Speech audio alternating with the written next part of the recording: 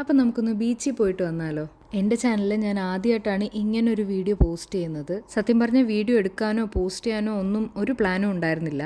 പക്ഷെ വരുന്ന വഴിക്ക് സൂര്യനെ കണ്ട് വീഡിയോ എടുത്ത് തുടങ്ങിയതാണ്. പക്ഷെ ബീച്ച് എത്തിയിട്ടോ നിർത്താൻ തോന്നിയില്ല, കാരണം അത്രയും ഭംഗിയായിട്ടുള്ളൊരു ബീച്ചായിരുന്നു അത്. നമ്മുടെ പ്ലാൻ പാർക്കായിരുന്നു, പക്ഷെ ബീച്ചിൻ്റെ ഭംഗി കണ്ടിട്ട് പതുക്കെ ആ പ്ലാൻ അങ്ങോട്ട് മാറ്റി. അങ്ങനെ കുറച്ച് നേരം വെള്ളത്തിലൊക്കെ കളിച്ചിട്ട് നമ്മൾ സൺസെറ്റ് കാണാൻ വേണ്ടിയിട്ട് അവിടെ ഇരുന്നു. അപ്പോഴും നീയ വന്നിട്ടില്ലായിരുന്നു, കാരണം അവൾക്ക് ഈ ബീച്ചും പൂളും ഒക്കെ ഭയങ്കര ഇഷ്ടമാണ്. അവൾ വീണ്ടും അവിടെ നിന്ന് കുറച്ച് നേരം കളിച്ചു.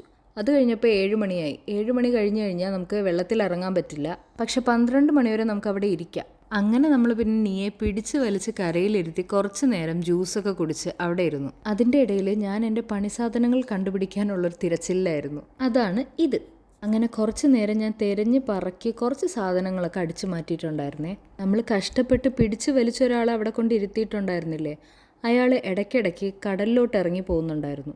കടലിൽ പോവല്ലേ നീയ, പകരം നമുക്ക് മണ്ണിൽ കളിക്കാം എന്ന് പറഞ്ഞത് മാത്രമേ എനിക്ക് ഓർമ്മയുള്ളൂ. പിന്നെ സംഭവിച്ചതൊക്കെ ഇതാണ്. നമ്മുടെ കയ്യിലൊരു സ്പെയർ ഡ്രസ്സ് ഉണ്ടായിരുന്നുകൊണ്ട് അവിടെ നിന്ന് തന്നെ കുളിപ്പിച്ച് കുട്ടപ്പിയാക്കി തിരിച്ച് വീട്ടിൽ കൊണ്ടുപോയി.